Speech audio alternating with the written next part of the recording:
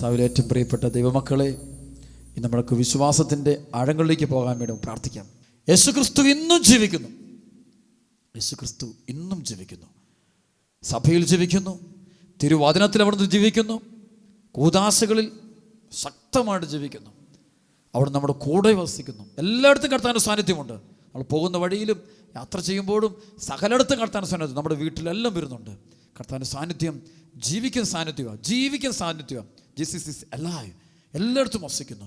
കർത്താവ് അത്ഭുതം പ്രവർത്തിക്കുന്നുണ്ട്. ഇന്നും കർത്താവ് അത്ഭുതം പ്രവർത്തിക്കുന്നവനാണ്. ഇന്നും കർത്താവ് രോഗശാന്തി നൽകുന്നവനാണ്. ഇന്നും കർത്താവ് മനുഷ്യരുടെ ബന്ധനങ്ങൾ അഴിക്കുന്നവനാണ്. ഇന്നും കർത്താവ് പൈശാചികശക്തിയുടെ പീഡയിൽ നിന്ന് ഒരുപാട് കുടുംബങ്ങളെ വിടുവിക്കുന്നതാണ്. അല്ലെ, ഇത് വിശ്വസിക്കുന്ന വ്യക്തി യേശുക്രിസ്തു ഇന്നും ജീവിക്കുന്നു, അവിടെ നിന്നും പ്രവർത്തിക്കുന്നു. അവിടുത്തെ കാര്യം ശക്തമാണ്. അവിടുന്ന് ജനത്തെ നയിക്കുന്നുണ്ട്. അവിടുന്ന് ശരിക്കും പരിപാലിക്കുന്നുണ്ട്. ആരെല്ലാം വിശ്വസിക്കുന്നു, ഉറച്ചു വിശ്വസിച്ചുകൊണ്ട് അവിടുത്തെ നാമം വിളിച്ചപേക്ഷിക്കുന്നു, ആ വ്യക്തിക്കെല്ലാം ക്രിസ്തു അനുഭവമാണ്, ക്രിസ്തു രക്ഷകനാണ്, ക്രിസ്തു സർവസ്വമാണ്. ഒരു അനുഭവത്തിലേക്ക് വരികയാണ്. ഈ ആലയത്തിലുണ്ടായിട്ടുള്ള ഈ ധ്യാനാവസരങ്ങളുണ്ടായിട്ടുള്ള ഒരു അനുഭവമാണ് പങ്കുവയ്ക്കുക. ഒരാളുടെ സാക്ഷ്യമാണ് പറയുന്നത്. അദ്ദേഹം പറയുകയാണ്, 2011 നവംബർ മാസം 26 മുതലുള്ള ധ്യാനത്തിൽ ഇവിടെ പങ്കുചേർന്നു. ഒരു സഹോദരിയാണ്. ആ മകള് ഡയബറ്റിക്സ് രോഗിയാണ്. സീരിയസ് ആയിട്ട് തന്നെ ഡയബറ്റിക്സ് രോഗിയായിരുന്നു. അപ്പോൾ അദ്ദേഹം പറയാണ്, അതോടൊപ്പം തന്നെ 7 വർഷമായിട്ട് മക്കളില്ലായിരുന്നു. വലിയ സങ്കടത്തിലായിരുന്നു, ദുഃഖത്തിലായിരുന്നു. ശരിക്കും ധ്യാനം കൂടി പ്രാർത്ഥിച്ചു, വിശ്വാസത്തോടെ പ്രാർത്ഥിച്ചു, സ്തുതിച്ച് പ്രാർത്ഥിച്ചു, ദൈവത്തെ വിളിച്ച് പ്രാർത്ഥിച്ചു, ഹൃദയം തുറന്ന് പ്രാർത്ഥിച്ചു. അവർ പറയുകയാണ്, അത്ഭുതമെന്ന് പറയട്ടെ, ധ്യാനം കഴിഞ്ഞ നാളുകളിൽ തന്നെ അവൾ ഗർഭിണിയായി അവൾ ഒരു കുഞ്ഞിനെ പ്രസവിച്ചു. പ്രിയ സഹോദരങ്ങളെ, ഈശോ ഇന്നും ജീവിക്കുന്നു എന്നതിൻ്റെ വലിയൊരു ഒരു സംഭവമായിരുന്നു ആ ഒരു സൗഖ്യം.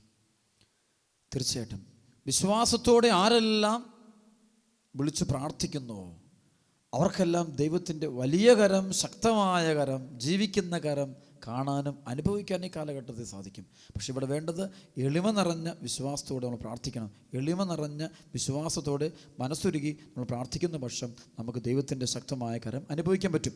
മർക്കോസിന്റെ സുവിശേഷം 12-ാം അധ്യായത്തിൻ്റെ 24-ാമത്തെ വചനം, വിശുദ്ധ ലിഖിതങ്ങളോ ദൈവത്തിൻ്റെ ശക്തിയോ അറിയാത്തത് കൊണ്ടല്ലേ നിങ്ങൾക്ക് തെറ്റുപറ്റുന്നു. ദൈവത്തിൻ്റെ ശക്തി, വിശുദ്ധ വചനത്തിൻ്റെ ശക്തി ഇതറിയാത്തപ്പോൾ പലർക്കും ഇത് അനുഭവിക്കാൻ പറ്റുന്നില്ല. പ്രിയപ്പെട്ട സഹോദരങ്ങളെ, ദൈവസാന്നിധ്യം എപ്പോഴും നമ്മുടെ കൂടെയുണ്ട്. കർത്താവ് നമ്മുടെ കൂടെയുണ്ട്. കർത്താവ് നമ്മൾ അകലെയല്ല. ലോകാവസാനം വരെ ഞാൻ നിങ്ങളോട് കൂടെ ഉണ്ടായിരിക്കും എന്ന് പറയുന്ന കർത്താവ് സഭയിൽ ജീവനോടെ വസിക്കുന്നുണ്ട്.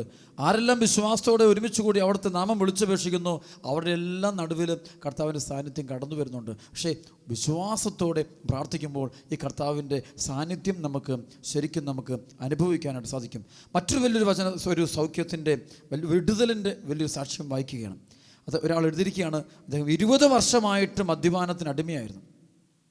അദ്ദേഹം പറയുന്നു, 2 വർഷം മുമ്പുള്ള ഇവിടെ നടത്തപ്പെട്ട ഒരു ധ്യാനത്തിൽ അദ്ദേഹം പങ്കെടുത്തു.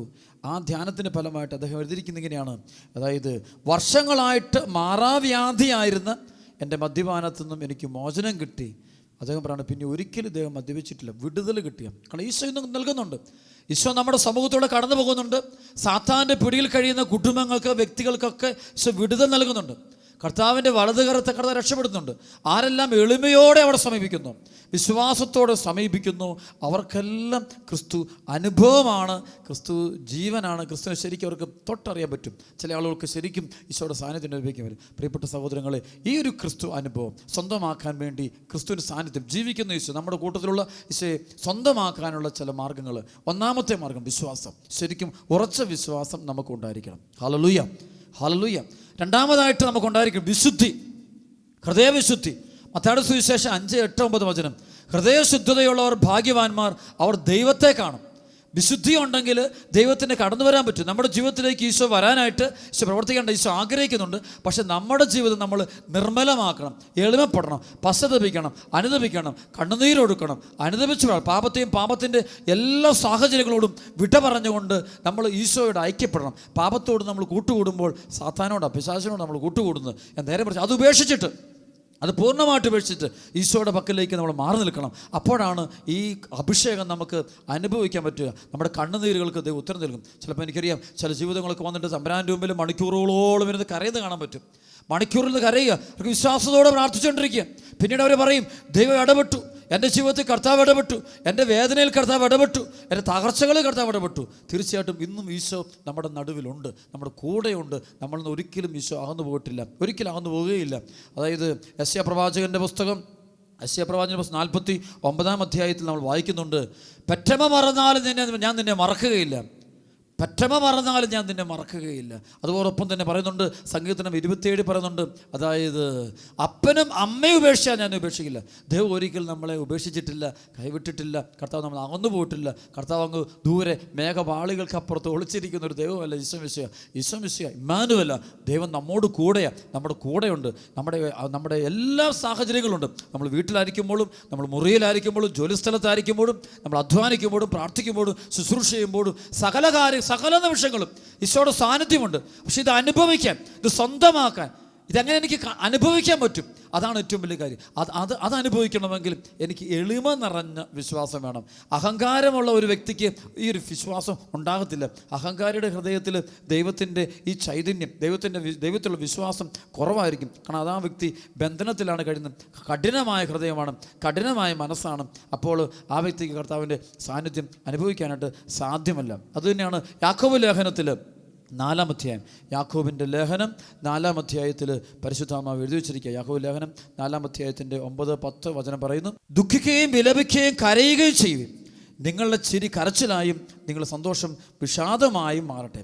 കർത്താവിൻ്റെ സന്നിധിയിൽ താഴ്മയുള്ളവരായിരിക്കുകയും അവിടുന്ന് നിങ്ങളെ ഉയർത്തിക്കൊള്ളും.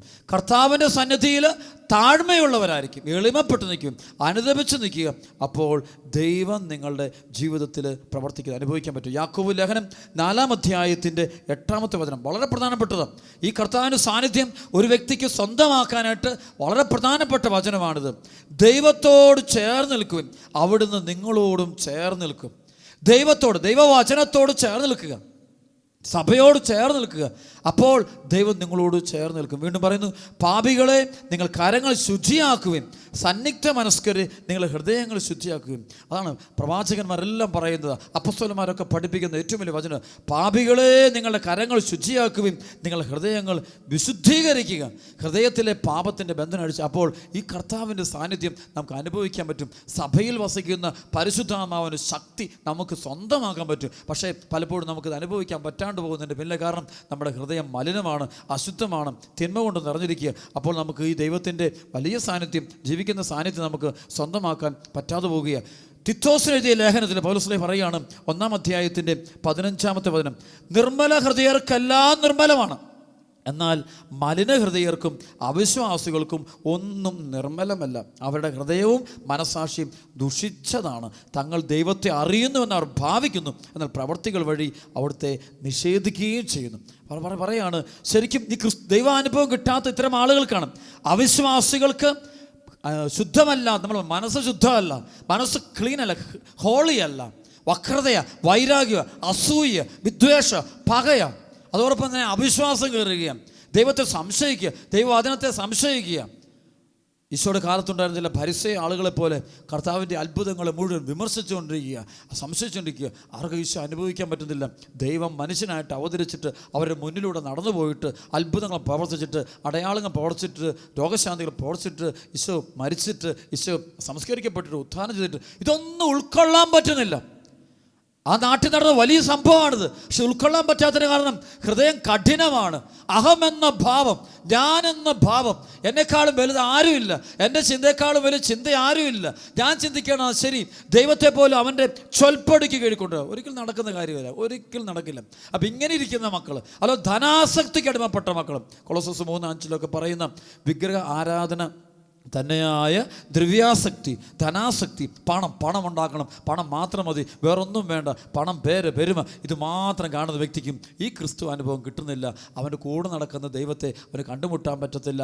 അപ്പോൾ എന്ത് പറ്റുന്നു? അവൻ വഴിവിട്ടു പോവുക. പ്രിയപ്പെട്ട സഹോദരങ്ങളെ, നമ്മുടെ കൂടെ വസിക്കുന്ന ദൈവവുമായിട്ട്, ഈശോയുമായിട്ട് ആത്മബന്ധം നമ്മൾ പുലർത്തുന്നില്ലെങ്കിൽ നമ്മൾ തകർന്നു പോകും. നമ്മൾ വേറൊരു ഗണമായിട്ട് പോവുക, വേറെ അവസ്ഥയിലോട്ട് പോവുക, പാപാവസ്ഥയിലോട്ട് പോവുക. അതുകൊണ്ട് പക്ഷേ അതേസമയം നമുക്ക് സന്തോഷിക്കാവുന്ന കാര്യമുണ്ട്. ഇന്ന് സഭയുടെ കൂട്ടായ്മയിൽ ഈശോ വരുന്നുണ്ട്. ഈ പ്രാർത്ഥിച്ചുകൊണ്ടിരിക്കുമ്പോൾ, ഈ വചനം പ്രസംഗിച്ചുകൊണ്ടിരിക്കുമ്പോൾ കർത്താവിൻ്റെ ആത്മ വരുന്നുണ്ട്. പൗലോസ് ശ്ലീഹ വചനം പ്രസംഗിച്ചുകൊണ്ടിരുമ്പോൾ കേട്ടുകൊണ്ടിരുന്ന എല്ലാവരുടെ മേലും പരിശുദ്ധാത്മാവ് നിറഞ്ഞത് തിരുവചനത്തിൽ വളരെ വ്യക്തമായിട്ട് പറയുന്നുണ്ട്. മാത്രമല്ല ഇന്ന് നമ്മൾ കാണുന്നുണ്ട്, സുവിശേഷം കേട്ടുകൊണ്ടിരിക്കുമ്പോൾ തന്നെ ദൈവത്തിൻ്റെ വചനം കേട്ടുകൊണ്ടിരിക്കുമ്പോൾ തന്നെ ആളുകളിലേക്ക് അരൂപി നിറയുന്നു, മാനസാന്തരത്തിന് അനുഭവം ഉണ്ടാകുന്നു, അരൂപി. പക്ഷേ അവിടെ സംഭവമാണ്, ഈ അനുഭവം ഉണ്ടാകുന്ന സ്ഥലങ്ങളെക്കുറിച്ച് ചിന്തിച്ചു നോക്കിയുള്ളൂ. അവിടെയുള്ളവർക്ക് വിശ്വാസമുണ്ട്. ഒന്ന്, രണ്ട്, വിശുദ്ധിയിലേക്ക് അവർ ആഗ്രഹിക്കും. വിശുദ്ധിയും വിശ്വാസവും എളിമയും, അത് പ്രധാനപ്പെട്ട. എളിമ വളരെ പ്രധാനപ്പെട്ട. കാരണം എളിമ ഉണ്ടെങ്കിൽ ഇതൊക്കെ വിശ്വസിക്കാൻ പറ്റുള്ളൂ.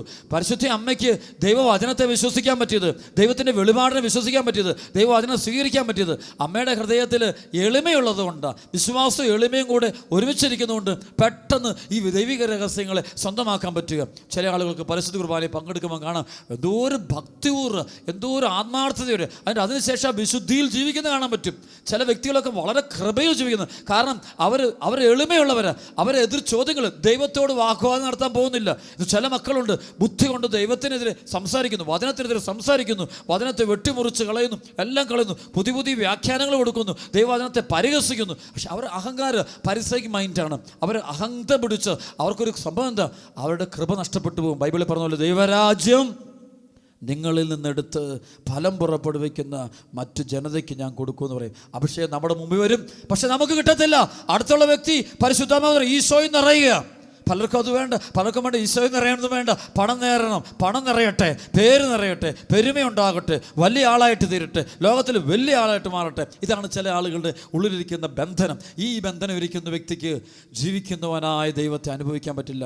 പ്രിയപ്പെട്ട സഹോദരങ്ങളെ, ദൈവത്തെ കൂടാതെ മുന്നോട്ട് പോകരുത്. ഈശോ പറയുന്നുണ്ട്, യോഹന്നാൻ്റെ സുവിശേഷത്തിൽ 15-ാം അധ്യായത്തിൽ 1 മുതൽ വചനത്തിൽ നമുക്കറിയാം, മുന്തിരിച്ചെടികളും ശാഖകളും ഈശോ പറയുന്നുണ്ട്. വലിയൊരു വചനമാണ് പഠിപ്പിക്കുന്നത്. 4-ാമത്തെ വചനം, നിങ്ങൾ എന്നിൽ വസിക്കുവിൻ, ഞാൻ നിങ്ങളിലും വസിക്കും. മുന്തിരിച്ചെടിയിൽ നിൽക്കാതെ ശാഖയ്ക്ക് സ്വയമേവ ഫലം പുറപ്പെടുവിക്കാൻ സാധിക്കാത്തതുപോലെ എന്നിൽ വസിക്കുന്നില്ലെങ്കിൽ നിങ്ങൾക്ക് സാധിക്കുകയില്ല. പ്രിയപ്പെട്ടവരെ, നമ്മളിപ്പോഴും ഓർമ്മിക്കണം, ഈശോയെ നമ്മൾ എന്തിനാണ് അനുഗമിക്കുന്നത്? ഈശോയുടെ വചനം എന്തിനാണ് സ്വീകരിക്കുന്നത്? ഈശോയെ എന്തിനാണ് അനുസരിക്കുന്നത്? ദൈവത്തെ എന്തിനാണ് അനുസരിക്കുന്നത്? എന്തിനാണ് ആ പാതയിലൂടെ ജീവിക്കുന്നത്? അതിന് ഒരു പ്രധാനപ്പെട്ട കാര്യം, ശരിക്കും പറഞ്ഞാൽ സഭാപ്രസംഗത്തിൻ്റെ പുസ്തകം നമ്മൾ 1-ാം അധ്യായം വായിക്കുമ്പോൾ അവിടെ കാണാൻ പറ്റും. ആകാശത്തിൻ്റെ കീഴിൽ പ്രപഞ്ചത്തിലുള്ള മുഴുവതും അതിനെക്കുറിച്ചും സഭാപ്രസംഗൻ ചുരുക്കി പറയുന്നൊരു വാക്കുണ്ട്, സർവ്വതും മിഥ്യ, സർവ്വതും മായ, എല്ലാം മായയാണ്. അതായത് ഈ കാണുന്ന നേട്ടങ്ങളെല്ലാം ഇന്നെല്ലാം നാളെ കൈവിട്ടു പോവുകയാണ്.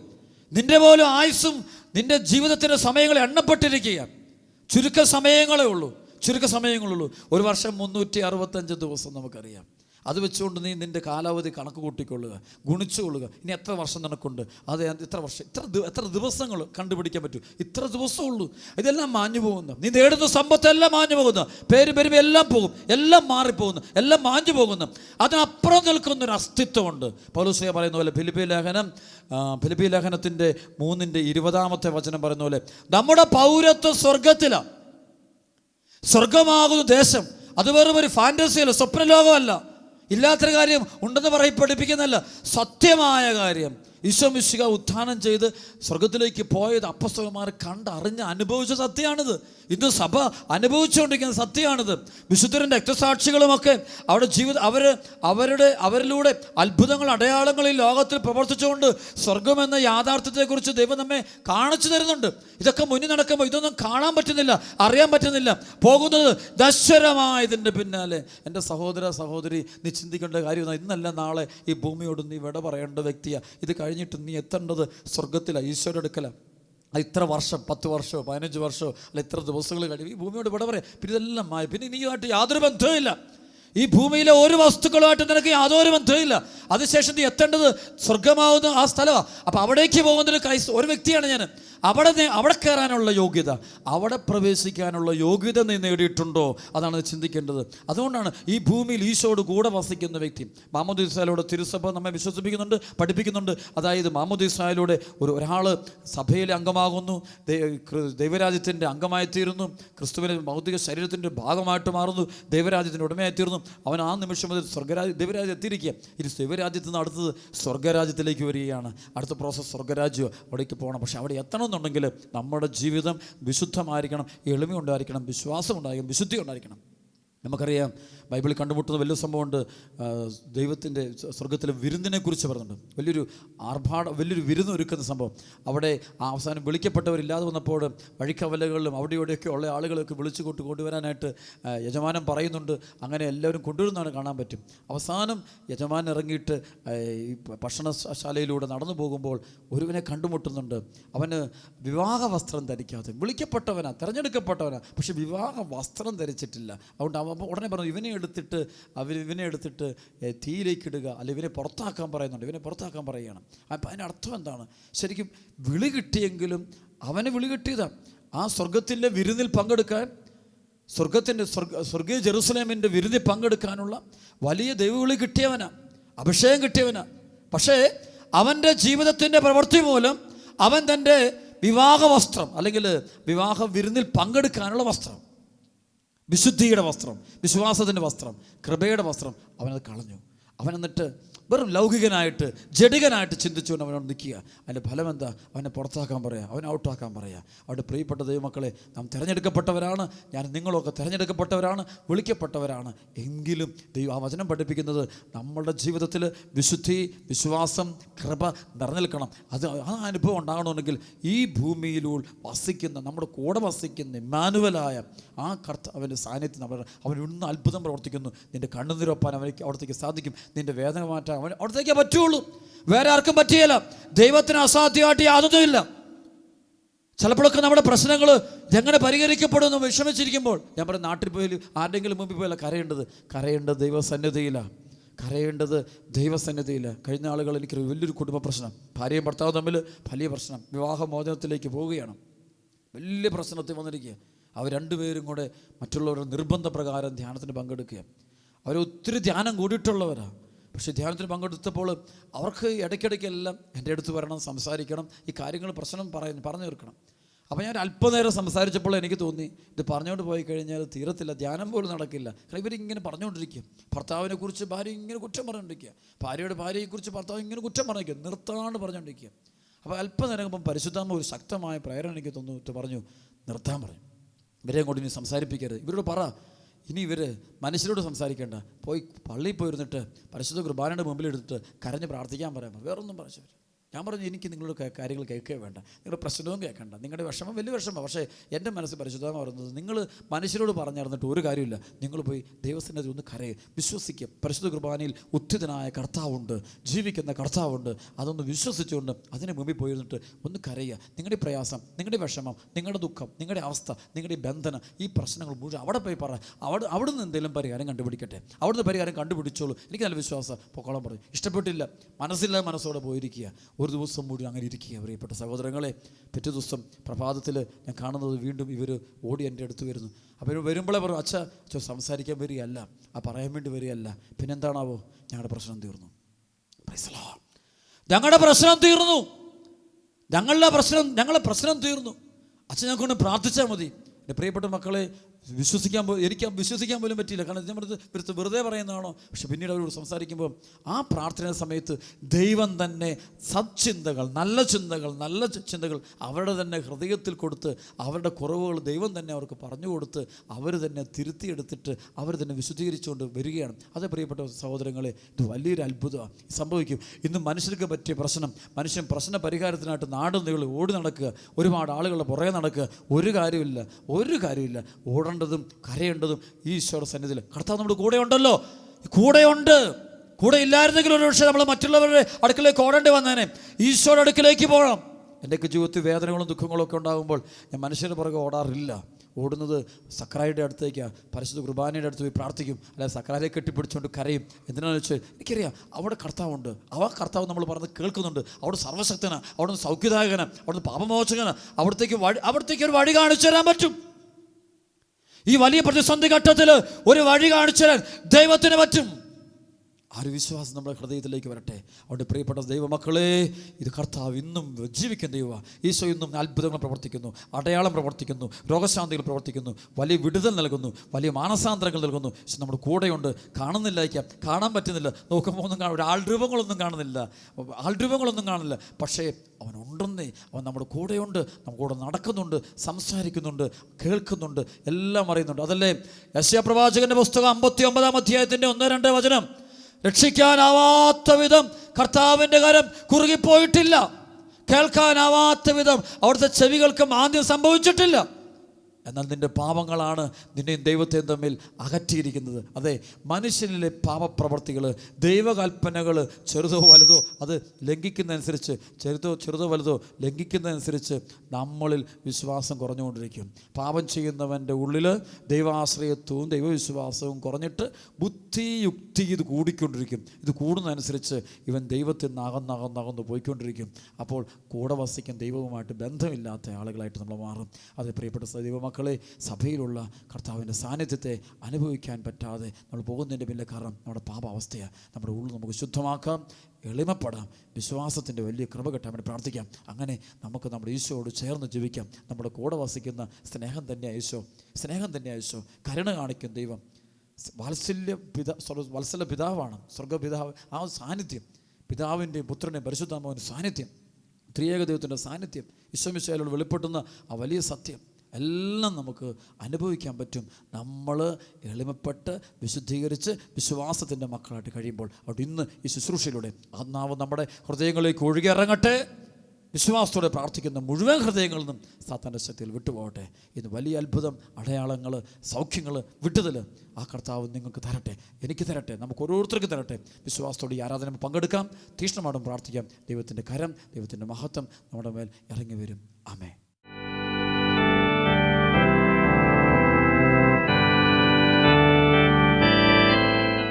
ആരാധിക്കുന്നു ഞങ്ങൾ, ആരാധിക്കുന്നു. സംഭവിക്കട്ടെ നാമത്തിൽ അത്ഭുതങ്ങൾ. യേശുവിന്റെ നാമത്തിൽ വിടുതലുണ്ടാകട്ടെ. ആരാധിക്കുന്നു ഞങ്ങൾ, ആരാധിക്കുന്നു. ജീവിക്കുന്നവനായ ഈശോയ്ക്ക് ആമേൻ.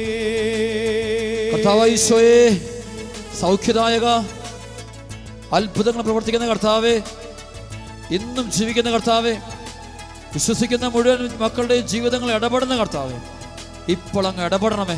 ഞങ്ങളങ്ങ് വിശ്വസിക്കുന്ന കർത്താവേ, വിശ്വാസത്തോടെ ഞങ്ങളങ്ങ് ആരാധിക്കുന്നു, വിശ്വാസത്തോടെ ഞങ്ങളങ്ങ് സ്തുതിക്കുന്ന കർത്താവേ.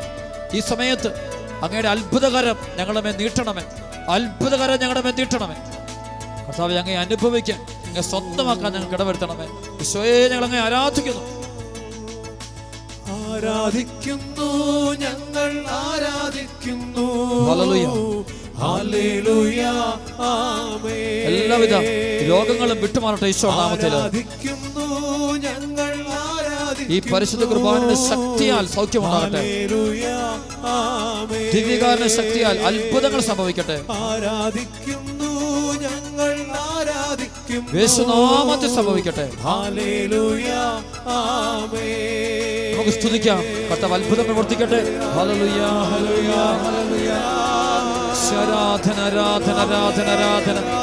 ഈശോയെ നന്ദി, നന്ദി, നന്ദി. സ്തുതിക്കുന്നു. ഹല്ലേലൂയ. ഈശോയെ ആരാധന, ഈശോയെ ആരാധന, ആരാധന. ദൈവമേ, സ്തുതിക്കുന്നു. അത്ഭുതങ്ങൾ സംഭവിക്കണമേ കർത്താവേ. നിന്റെ കരുണ ഞങ്ങളുടെ മേലുണ്ടാകണമേ. ഹല്ലേലൂയ. ഈശോയെ ആരാധന, ആരാധന. യേശുവേ, ഇഷ്ടപ്പെടണമേ. അത്ഭുതങ്ങൾ ഉണ്ടാകട്ടെ, അടയാളങ്ങൾ സംഭവിക്കട്ടെ, വിടുതലുണ്ടാകട്ടെ, ഭക്തരടിയട്ടെ, രൂപി നിറയട്ടെ. ഹല്ലേലൂയ. യേശുവേ, ആരാധന, ആരാധന. യേശുവേ, ഹല്ലേലൂയ, ഹല്ലേലൂയ, ഹല്ലേലൂയ. ഓ ഹല്ലേലൂയ, ഹല്ലേലൂയ, ഹല്ലേലൂയ, ഹല്ലേലൂയ. യേശുവേ, ആരാധന, ആരാധന, ആരാധന. സർവശക്തനെ ആരാധന, ആരാധന, ആരാധന. Hallelujah, hallelujah, hallelujah, hallelujah, hallelujah. യേശുവേ, ആരാധന, ആരാധന, ആരാധന, ആരാധന. Hallelujah, hallelujah, hallelujah, hallelujah. പരിശുദ്ധൻ, പരിശുദ്ധൻ, പരിശുദ്ധൻ. Hallelujah, hallelujah, hallelujah, hallelujah.